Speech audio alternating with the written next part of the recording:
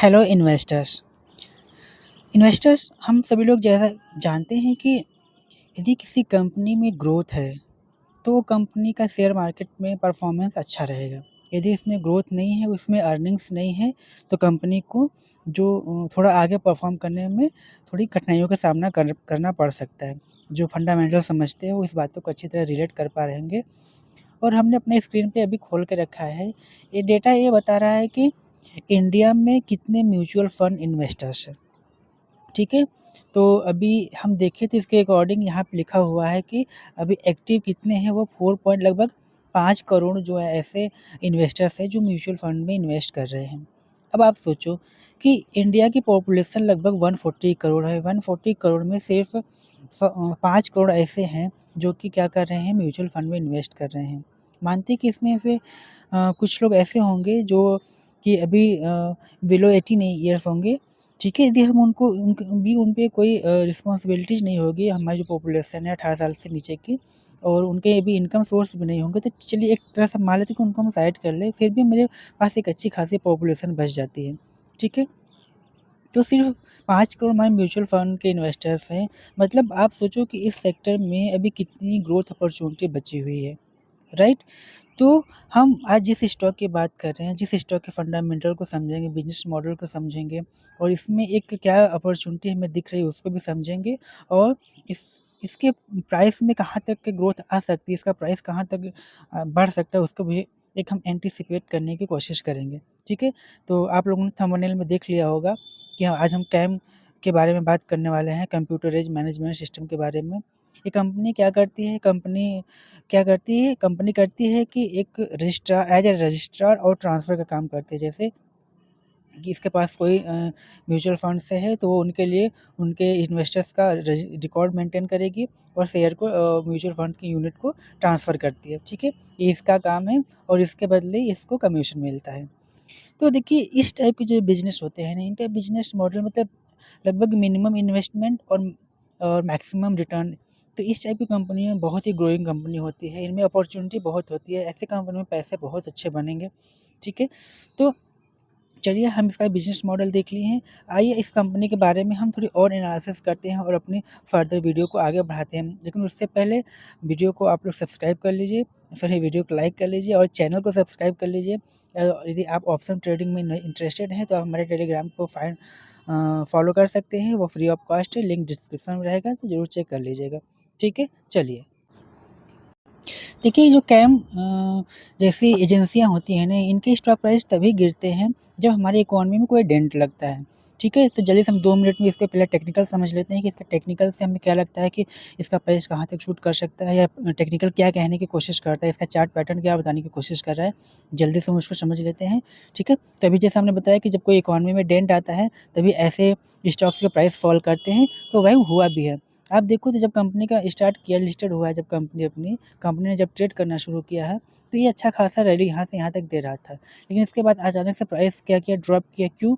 कि जब आप ये देखोगे तो ये लगभग कोरोना का टाइम चल रहा है, ठीक है? ये पीरियड है वो लगभग कोरोना का पीरियड था, जिसकी वजह से यहाँ पे लोगों के हाथ में पैसे नहीं थे, उनके बिज़नेस ठप हो गए थे, तो वो इन्वेस्ट कहाँ से करते? तो इसकी वजह से यहाँ पे इनका प्राइस में हमें कमी देखने को मिली। उसके बाद उसके बाद क्या हुआ? उसके बाद इकॉनमी रिवाइव करना शुरू की, ठीक है? और फिर क्या हुआ, प्राइस ऊपर जाने की कोशिश किया और ऊपर यहाँ से अच्छा खासा हमें अप मूव दिखाया। ठीक है? अप मूव, इसके बाद हमें अच्छा खासा यहाँ से अप मूव दिखाने की कोशिश किया। फिर आप देखो तो ये लगभग यहाँ इस लेवल से लगभग 2000 के लेवल से वापस कहाँ तक गया, लगभग 5000 5400 के आस-पास तक का शूट किया। उसके बाद फिर क्या हुआ, यहाँ से फिर एक डेंट लगा, कब? जब कंपनियों ने अपना रिज़ल्ट ख़राब देना शुरू किया, तो उसके बाद यहाँ से उसका क्या हुआ, हमारा अभी इंडेक्स, आप ये मंथ देखो तो लगभग आपको लगभग यही इनिशियल मंथ मतलब लगभग आपका जनवरी के आस-पास का, फरवरी में जो कंपनी के रिज़ल्ट ख़राब आने शुरू किए, तो सारे इंडेक्स हमारे गिरने शुरू किए थे। निफ्टी भी हमारा गिरा था अच्छा खासा, लगभग 15-16% के आस-पास निफ्टी करेक्ट हुआ था, ठीक है? तो वहाँ से जब सारे स्टॉक गिरे तो इस स्टॉक का भी गिरना लाज़मी था, तो वहाँ से इसकी वजह से स्टॉक प्राइस गिरा, ठीक है? और गिरा, लेकिन उसके बाद से अब क्या कर रहा है, यह एक यहाँ से 3000 के लेवल से अच्छा खासा रैली दिखाने की कोशिश कर रहा है, क्यों? क्योंकि अभी क्या हुआ था, अभी ऐसा हुआ था कि हमारी इकॉनमी में बहुत सारे ऐसे डिसीजंस लिए गए जिनकी वजह से हमारे लिक्विडिटी का इनफ्लो बढ़ गया है। जैसे कि आरबीआई ने लोगों के इनकम टैक्स में छूट दिया और हमारी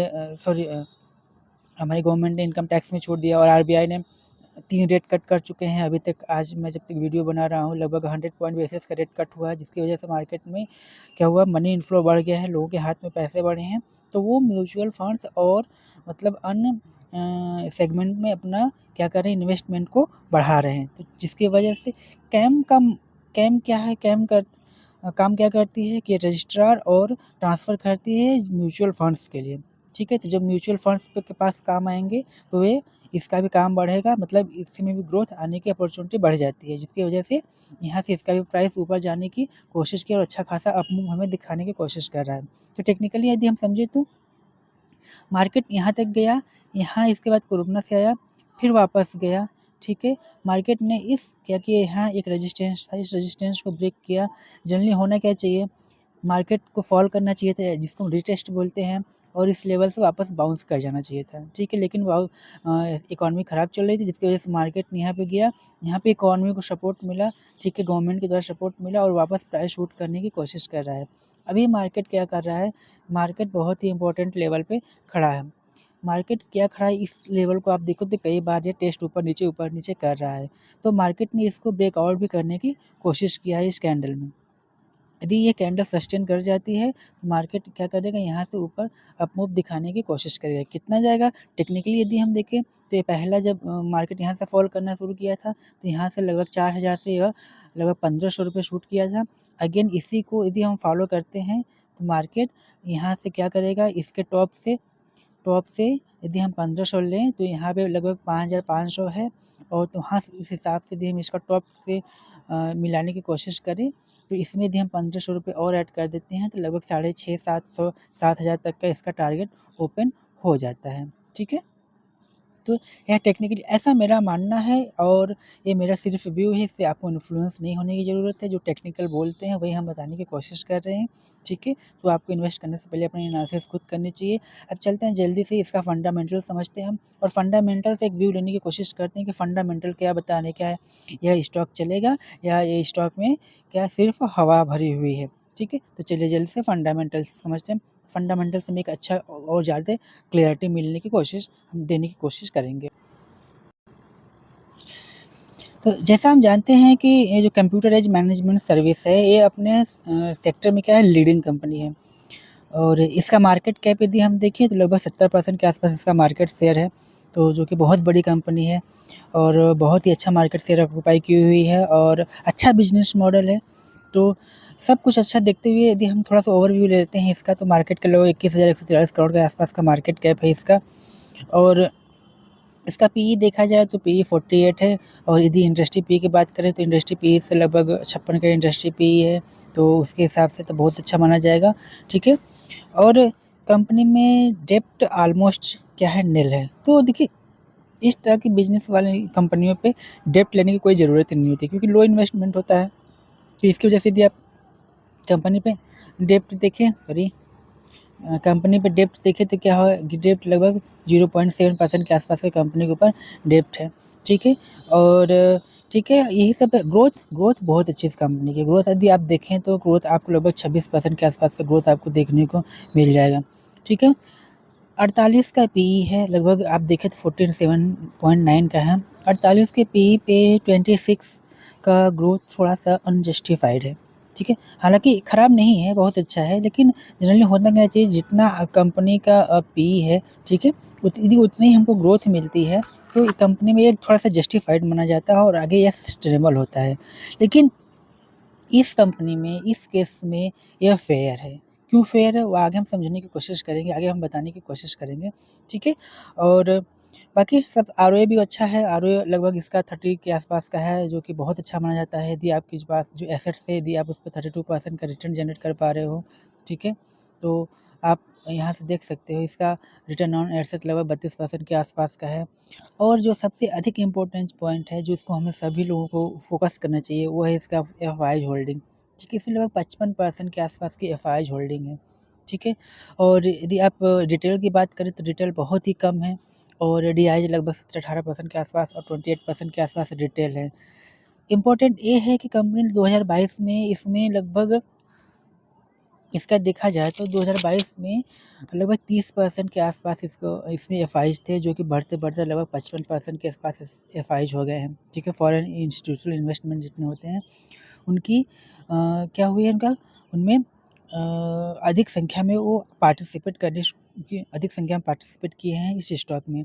ठीक है, और 15% 2022 में थे लगभग डीआईज, वो भी उन्होंने अपना क्या किया हुआ है, बढ़ाया हुआ है, और लगभग 17% वो हो गए हैं। 32% थे हमारे रिटेल इन्वेस्टर्स 2022 में, और आप देख सकते हो उसको हम आपको दिखा देते हैं।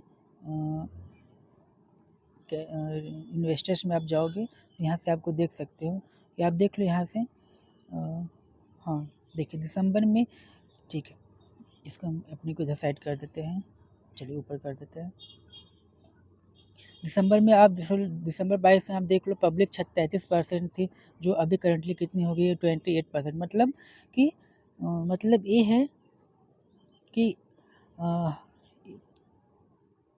पब्लिक से शेयर को खरीदा गया है। ठीक है, पब्लिक से शेयर से खरीदा गया। यदि पब्लिक से शेयर खरीदा जाता है, जनरली होता क्या है, पब्लिक को शेयर चिपकाया जाता है, लेकिन इस केस में पब्लिक को शेयर बेचा जा रहा है। ऐसे पब्लिक से शेयर खरीदा जा रहा है, मतलब कंपनी में दम है तभी तो शेयर खरीदा जा रहा है, राइट। तो इस अकॉर्डिंग भी कंपनी का फंडामेंटल बहुत अच्छा है।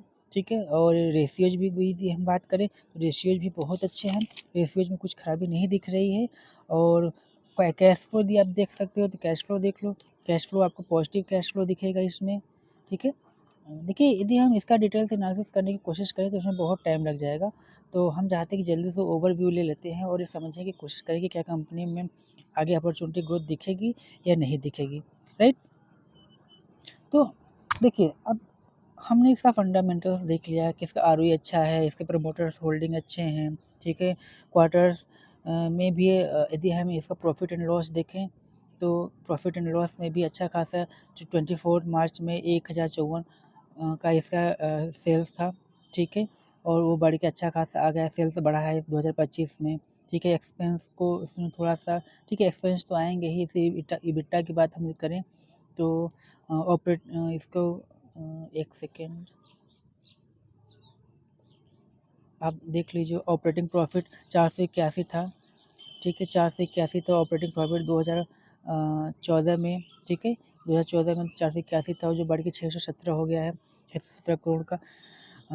तो कंपनी फंडामेंटल बहुत अच्छी है, और यहाँ से एक चीज़ हम फाइंड आउट करने की कोशिश करते हैं कि आगे क्या जो टेक्निकल हमने लिया था कि लगभग 6,500-7,000 तक का इसका टारगेट प्राइस, ऐसा ना टेक्निकल हमें बता रहा था, हम नहीं बता रहे थे, टेक्निकल हमें बता रहा था, तो क्या फंडामेंटल उसको सपोर्ट करता है।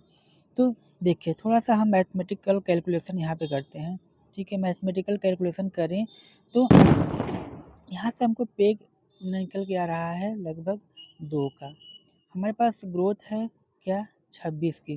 पेग क्या होता है, पेग होता है P is equal to growth. ठीक है, ये कितना है, ये हमारा है 2 का, मतलब पेग हमारा 48 का है। तो यहाँ से ग्रोथ हमारी क्या निकल के आ रही है, ग्रोथ हमारी यहाँ से निकल के आ रही है लगभग 24। ठीक है, आप लोग समझ लीजिएगा इसको, 24 के यहाँ से हमको ग्रोथ निकल के आ रही है। कंपनी को 24 का ग्रोथ करना चाहिए और कंपनी कर भी रही है। लेकिन पेग जनरली क्या होना चाहिए, या तो 1 होना चाहिए या तो 1 से नीचे होना चाहिए, राइट।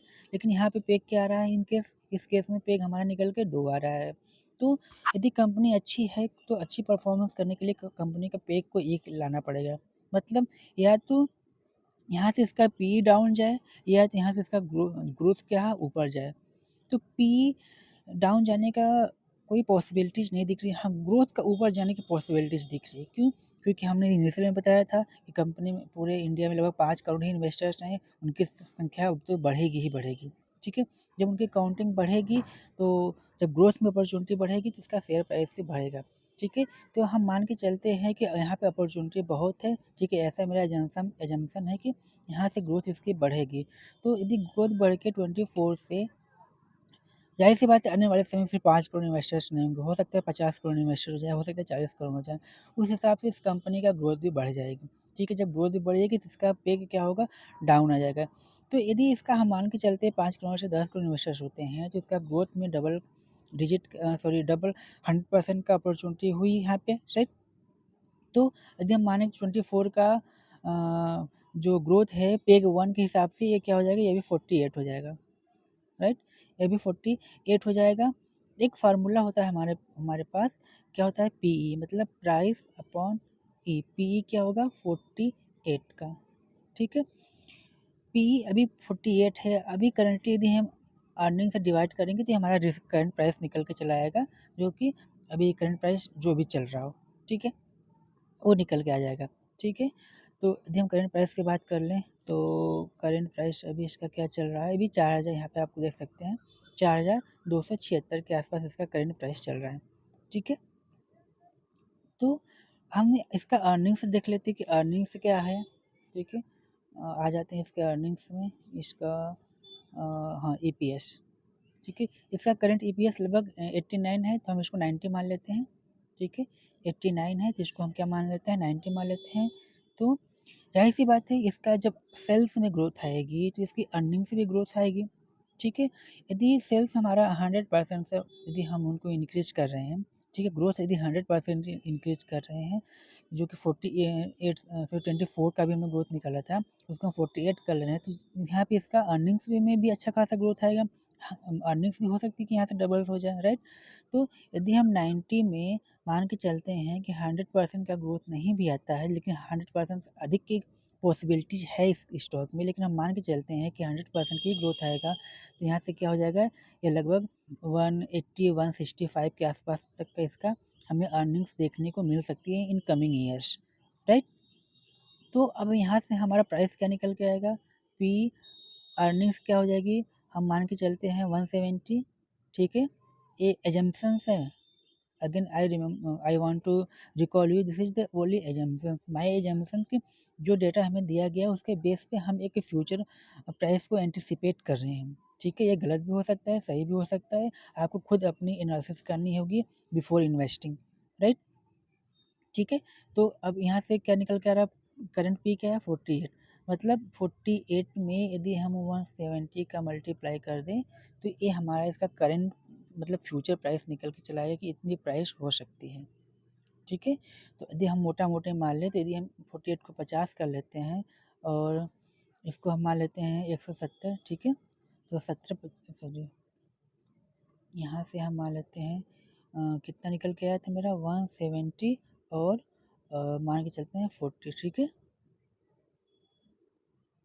तो लगभग 8000 के आसपास का इसका फ्यूचर प्राइस का टारगेट निकल के आ रहा है, मतलब अभी जहाँ पे प्राइस खड़ा हुआ है वहाँ से लगभग ये 60, 70, 80% या 100% भी मूव कर सकता है, ऐसा इसकी पॉसिबिलिटीज़ देखने को मिल सकती है। तो अगेन यदि हम समराइज़ करें, तो हमारा जो इंडिया की ग्रोइंग इकॉनमी है उसमें हमें बिलीव करना है, उसमें हमें बिलीव करना है, उसमें अपना भरोसा दिखाना है, और ज़ाहिर-सी बात है आने वाले समय में लोगों की इनकम बढ़ेगी, और इनकम बढ़ेगी तो लोग इन्वेस्ट करेंगे, म्यूचुअल फंड में अपना इन्वेस्ट हो सकता है बढ़ाएँ, या चांसेस बहुत अधिक है बढ़ाने का।